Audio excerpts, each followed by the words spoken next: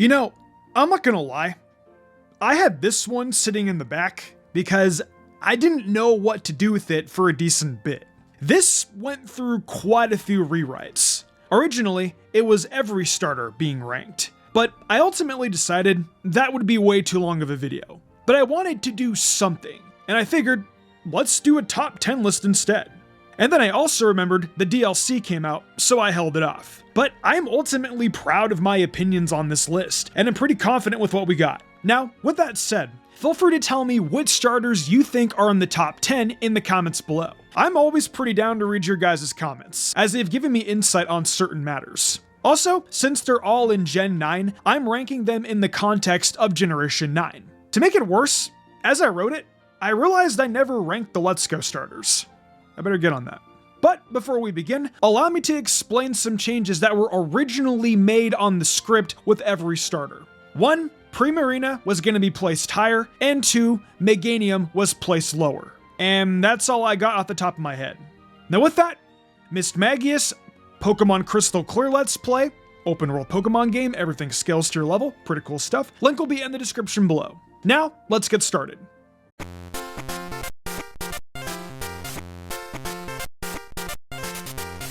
Meowscarada with Protean is strong and versatile, an excellent pivot with U-turn, and can play any offensive set it wants with any offensive item and still be good. Combine this with Knockoff, Thunder Punch, Play Rough, and Flower Trick, and it becomes very hard to switch into. Sucker Punch also is an excellent way to revenge kill. If that isn't your style, Spikes, Overgrow, and Leaf Storm with the Focus Sash catches people off guard. Triple Axle is also really nuts for it. The weaknesses? Well, it's frail, as it should be. It's a good Pokemon. Not much more to say about it. I wouldn't waste a Terra on this because Protean just does the job better. I think with Pokemon like Gouging Fire and Walking Wake existing, as well as Raging Thunder to give Torkoal even more options to work with, where am I going with this? Well, Venusaur. That's where I'm going with this. We finally have a good Chlorophyll mon to use in Sun, one that actually does something. No more must we resort to trying to make Scovillain work. Venusaur has come to save the day, with serviceable bulk, access to actual coverage options like Earth Power, Weather Ball, Sludge Bomb, and Solar Beam. Growth is an amazing option to boost the stats, and combined with 3 of those 4 attacks, you can blast through so much not unaware and not blissy mons that it's not even funny. In fact, it's humorous. All you need is 1 growth, and any offensive team is going to be crushed. And the best part is, you know Glamora and Toxic Debris and all these toxic spikes? Well, worry not, because Venusaur is part poison. That means that it will just absorb the toxic spikes. Actually, now that I think about it, Venusaur is just good against Hazard Stack. Its Grass move kills Samurott, and Weather Ball or Earth Power lets you snipe Goldengo. Ribombee guaranteed gets the webs up, but Chlorophyll doubles your speed, and you're partnered with Torkoal and Great Tusk, who are rapid spinners. Nah, this is gas. Why is it only number 9 then? Because not only is it reliant on Sun, but there are other powerful Pokemon that could overshadow it. It is still awesome though.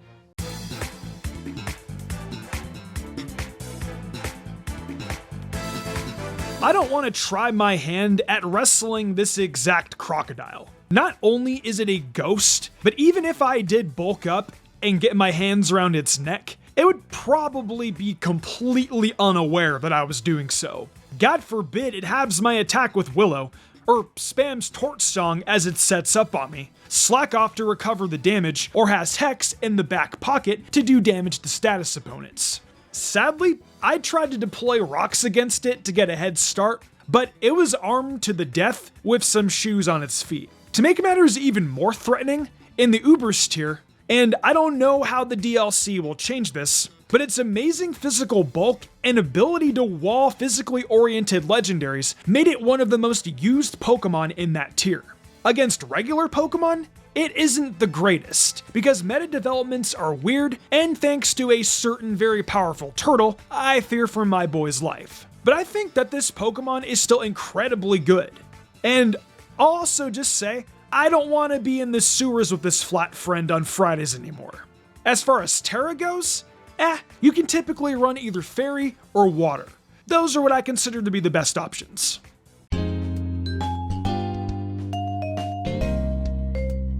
Okay, so while Torch Song is cool, what if we just made Torch Song but better?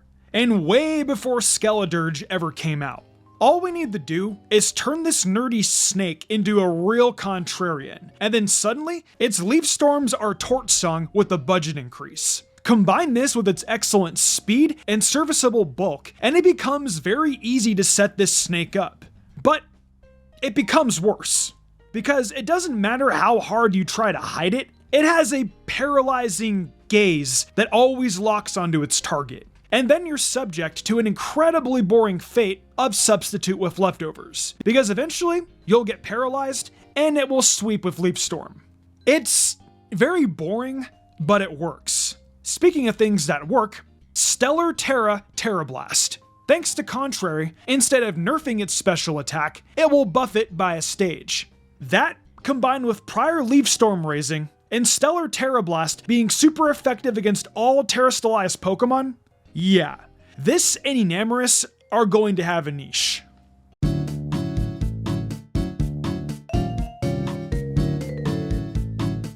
As per usual, while normally I will talk about singles, I will shift to doubles just for Incineroar, because it's just like that. It has very few weaknesses and is one of the best supporting Pokemon out there. Fake Out, Parting Shot, you know the drill. Incineroar is just really insane in doubles. Undisputed king. The only reason I didn't put it higher is because I don't know where to put it on the list. And I just knew it needed to be somewhere in the upper echelons, just because of how gorked it is in doubles. So I figured placing it right here is good enough, because it's right below the Pokemon that are objectively stupidly strong. It's the best at what it does though. Make no mistake. Oh yeah, and to make matters worse, this guy, for some reason, received a helping hand in the DLC in the form of Helping Hand. As if there was no reason not to use it as is. Yeah, I know that this is mostly singles, but not talking about the doubles demon would be disrespectful. This Pokemon is insane. Recommended Terra? No idea. Cinderace has a lot going for it, and this wascally wabbit will always find a niche no matter what in any metagame it's in, just because of its signature move, Stage Transition. Court Change. Combine this with moves like Will-O-Wisp and U-Turn, and it becomes a rather lethally good support Pokemon. And then, when you think it's boot support, it suddenly decides to be Banded and Okoyu. In my opinion, what makes Cinderace so broken is at the moment that you see it in Team Preview, you know you're not stacking any hazard at all whatsoever. Because if you do, they will wind up on your field. Its weaknesses? No reliable recovery, meaning eventually you will kill it. This Pokemon typically isn't worth terastallizing, as Libero does that for it. I will firmly remain in the stance that Blaziken is a super good Pokemon no matter what. Yeah, Gen 8 was rough for it because of Pult. Gen 9 will be rough for it because of Pult. Kinda. But not really, because Blaziken now gets knockoff. And so if you're tired of being walled by the Stealth Bomber, just slap it. Really hard. Now, I know it's a stretch to say that it's gonna be physical Espathra, because Dirge and Dozo are gonna be right outside his door, pretty much saying, "Come outside, man, I swear we won't jump you," before promptly stomping his stuffing in. But I have a prediction. I think that Blaziken will be meta-defining in Gen 9 OU, and it will be so good that Dirge and Dozo begin to see even more usage than normal, and then Blaziken will be banned again. I'm staking the claim of bragging rights if I get it right. And if I'm wrong, I don't feel bad. That means I get to keep using it in OU. I pretty much win no matter what here. Strengths? Well, Blaziken is super fast and super powerful with hard-hitting moves out the wazoo, and Swords Dance to boot. Speed Boost is a broken ability. Blaze Kick, Flare Blitz, Close Combat, Stone Edge, and Thunder Punch are real options. And to catch the aforementioned Great Tusk off guard, it can run with a special set, with Fire Blast, Aura Sphere, and Terra Blast. A mixed set can also get pretty devious when combining the aforementioned tools. Weaknesses? Frail. But who cares? Just win anyways. At least that's what I want to believe. Blaziken sadly does suffer from 4 move slot syndrome, since it has a lot of moves it wants to run, but can't. Recommended Terra depends on the team. Fire in the sun, Dark if you really want to kill with knockoff, Flying if you want to take advantage of Brave Bird, or even Steel to live dragon and fairy attacks all while dodging Toxic. If you play a special or mixed set, you really just use a Terra and Terra Blast that beats an oddly specific meta staple that you really want gone. It could be anything.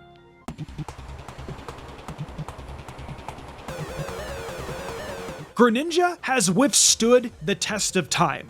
Ash Greninja was just a mega that could hold an item and just needed to KO something to go off. We don't need to address it any further because we know why it's good. Big stats and can hold an item. Protean was broken back in the good old days, but nowadays it's nerfed. However, despite locking you into a type with no ability to switch to a different one without switching out, it still manages to age well. Same with Battle Bond. Greninja has worked with these nerfs, and an excellent speed to become an amazing offensive cleaner, and has won so many games on the spot in the late game that it's not even funny. Weaknesses? It's frail and can be revenge killed. Strengths? Everything else. Greninja is a great ninja, a splendid shinobi even. On the Battle Bond set, since Protean doesn't need Terra, I recommend Terra Water for unyielding strength.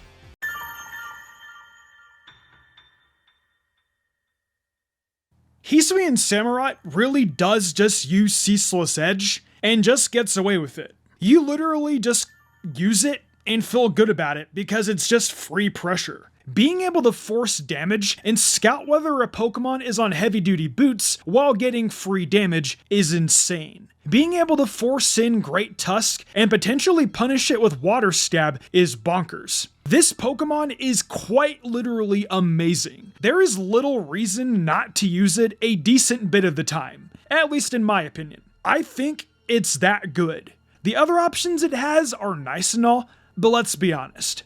Sharpness boosted Ceaseless Edge is why it's good. But hey, at least it's good.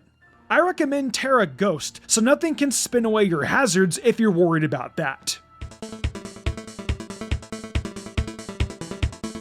Oonga Boonga.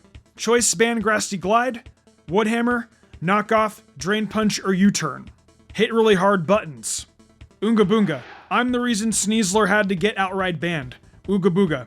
Grassy terrain nerfs Earthquake and gives me leftovers without leftovers. GG easy. Have fun trying to switch into me. It is a very Oonga Boonga mon with excellent support, and it's amazing in just about any OU or VGC format it's allowed in, barring unrestricted formats with super legendaries. Now, am I sure it's gonna be just as good without Sneasler in the current OU metagame? Yes, absolutely. The game plan is incredibly straightforward and simple. You don't need to think too hard when playing it, and it's incredibly easy to fit on teams. Even without Sneasler, I see an absolute staple. Terra? Just do Terra Grass and Banded Grassy Glide even harder than normal. Alright, that was a lot to talk about. Anyways, as per usual, what would you change on the list? Who do you see as the real number one? Also, watch Jujutsu Kaisen. It's pretty good.